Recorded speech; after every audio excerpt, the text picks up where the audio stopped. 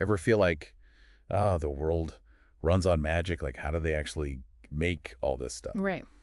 Well, today's deep dive is all about sort of demystifying that magic, diving into the world of manufacturing engineering. And to help us with this, we've got some great info from our friends over at RoleCatcher. Yeah, you guys shared this career path has you curious, so we're going to deliver the intel to help you figure out if it's the perfect fit. Okay, so I got to admit, when I hear manufacturing engineer, my brain kind of jumps to, factories, lots of machinery, blueprints everywhere. Am I even close? You're not wrong, but it's honestly way more dynamic than just like gears and grease. Okay, so paint me a picture then. Think of a manufacturing engineer as like the architect of how W things get made. They take an idea and figure out, the most efficient, cost-effective, high-quality way to bring it to life. So they're the ones streamlining production, really squeezing every ounce of value out of the process. It's about more than just making things work. It's making them work brilliantly. Exactly. They're analyzing every step, finding bottlenecks, and then engineering solutions. And those solutions could be anything from like optimizing a robot's movements to sourcing sustainable materials, all without sacrificing quality. Wow, so this goes way beyond just like the technical know-how. You've got to be a problem solver, a visionary, almost like a conductor, keeping this whole orchestra of production in sync. A conductor who isn't afraid to get their hands dirty. I love that. One of the things that surprised me, actually, in RoleCatcher's Guide is just how adaptable this role is. Like one day you could be on the factory floor, the next you're analyzing data, and then you're off to a supplier's site, making sure their processes all align with your designs. Wow, so definitely not your typical desk job then. Yeah. What's fascinating to me is how this role really impacts a company's bottom line.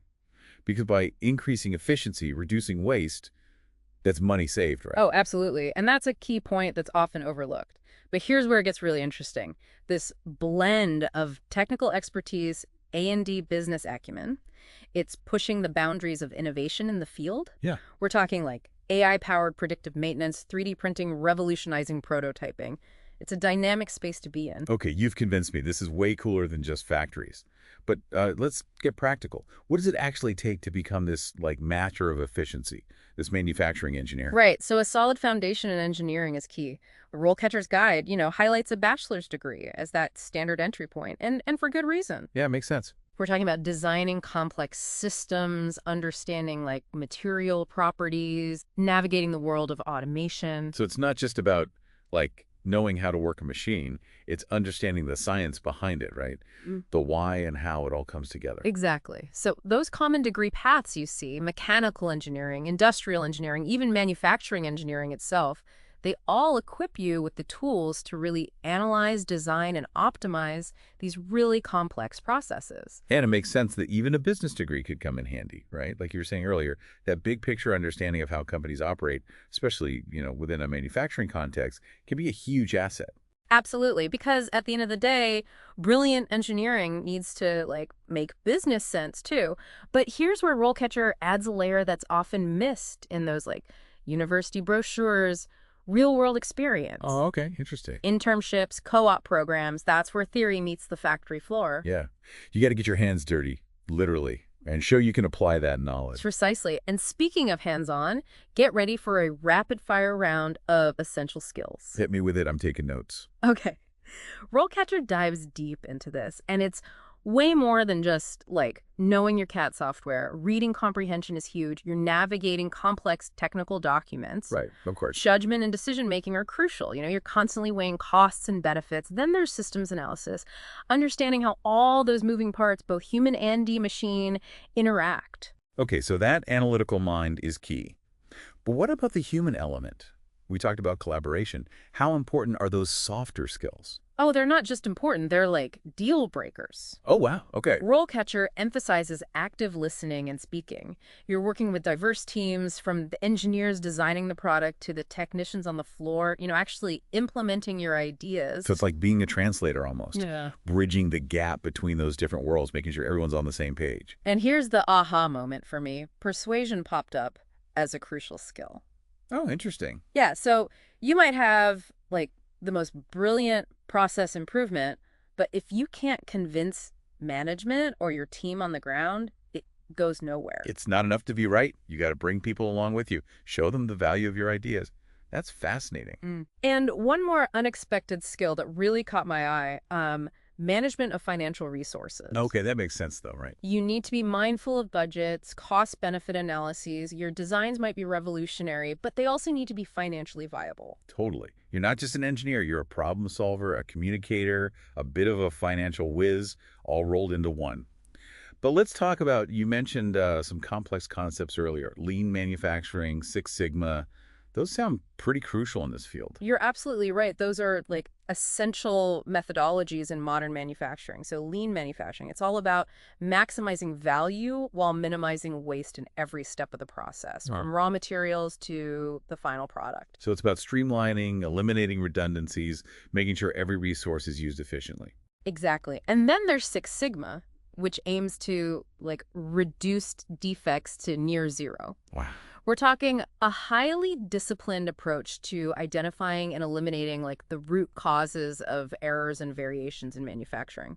It sounds like those methodologies require a deep understanding of statistics, data analysis, process control. Absolutely. And they're honestly highly sought after skills in a manufacturing engineer. Now you've got the skills, you're ready to launch your career. What's next? Well, let's explore the typical career trajectory for a manufacturing engineer. Okay, so we've talked about the skills and the methodologies, but I'm curious, what does that actually look like in practice? What's the typical career path look like for a manufacturing engineer? That's where RoleCatcher's insights really shine. They break down that like typical career ladder from those first steps out of university all the way to, leading the charge in innovation. Okay, so let's start at the beginning then. Fresh out of school, degree in hand, you land that entry-level manufacturing engineer position. What's the day-to-day like?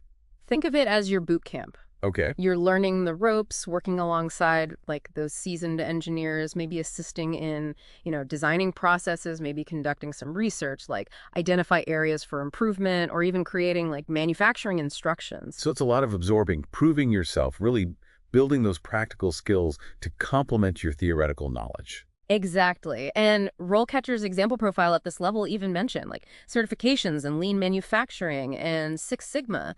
It highlights how even early on you're expected to not just understand these methodologies, but, be able to apply them. Yeah, it's like you've got the textbook knowledge, now prove you can actually implement it in the real world. Right.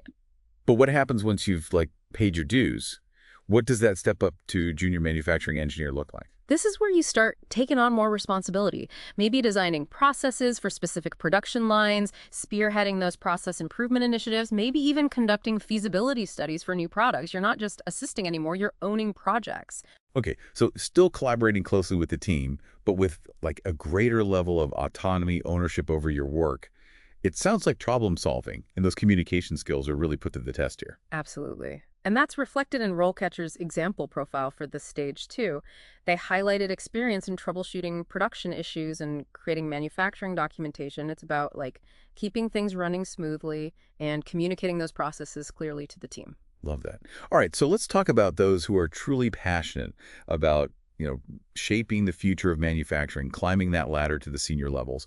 What's the next step? That's where we move from individual contributor to leader. Senior manufacturing engineers often lead teams. They're mentoring junior engineers, developing those, crucial process control plans, and working really closely with suppliers to make sure everything aligns with their, high standards. It's a whole different ballgame now, right? Yeah. You're not just responsible for your own work, but guiding and inspiring a whole team to achieve those manufacturing goals. Precisely, and RoleCatcher's example senior profile really drove that home. They mentioned leading process improvement initiatives, collaborating with suppliers to optimize materials, and even conducting training for, manufacturing personnel. This is where leadership and expertise truly intersect. It sounds like continuous learning is key here, too. As technology evolves, those at the senior level, they need to be at the forefront, constantly adapting and innovating. But it doesn't end there, does it? What about that pinnacle position, the top of the mountain for a manufacturing engineer? You're talking about the principal manufacturing engineer. This is like a strategic leadership role. They're setting the direction for the entire manufacturing operation. They're the ones spearheading the adoption of those cutting-edge technologies, mentoring both junior and senior engineers, their impact, echoing throughout the entire company. Wow, talk about influence. It's not just about making things anymore. It's about shaping the future of how things are made. What kind of experience and qualifications do you even need to reach that level. RoleCatcher's example profile for this position was honestly impressive. A PhD in manufacturing engineering, a string of high-level certifications.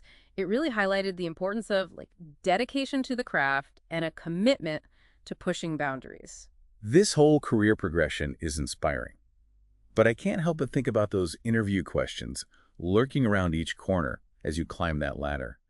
What are some of the common ones RoleCatcher mentioned? Well, remember, interviews aren't about reciting textbook answers. It's about showcasing your thought process. Right. Okay. So a common one is what inspired you to pursue this career? It's your chance to let your passion shine through. Show them you're not just there for a job. You're there to make a difference. Exactly. They might ask about your experience with, quality control, process improvement, how you approach problem solving. Be ready with specific examples that demonstrate your expertise. Remember that day in the life we talked about?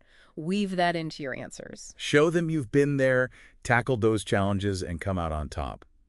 What about those softer skills, though? Do those come up in interviews? Absolutely. Questions like, how do you manage relationships with suppliers? Or, describe a time you had to persuade a team to adopt a new process. Those are all testing your ability to communicate and collaborate effectively. So it's not just what you know, but how you communicate it, how you bring people along on that journey. Precisely.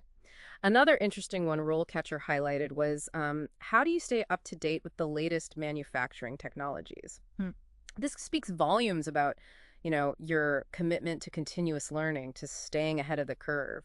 And remember, RoleCatcher's platform isn't just a source of information, it's your secret weapon. They're insights into what interviewers are looking for, that AI-powered interview practice feature. Those are invaluable tools. Oh, they're game changers, helping you articulate your skills, practice those responses until you just exude confidence. So as we wrap up our deep dive into the world of manufacturing engineering, what are the key takeaways for our listener? It's a field that's both, in demand and incredibly rewarding. We're not just talking about factories here. We're talking about the future of production, of innovation, of shaping the world around us. And it's a career path with incredible growth potential. Whether you're passionate about robotics, sustainability, or leading teams to achieve those really ambitious goals, manufacturing engineering offers a platform for you to make a real impact. And remember, the journey begins with that first step, right? Right. Whether it's researching degree programs, seeking out those internships, or connecting with someone, already in the field, those are the actions that turn aspiration into reality. So listener, as you continue to explore this exciting world, here's something to ponder. How do you see the future of manufacturing evolving? And what role will you play in shaping that future? That's an exciting question to consider. And on that note, we'll wrap up this deep dive into the fascinating world of manufacturing engineering. We hope you feel informed, inspired, and ready to take that next step in your journey. Until next time.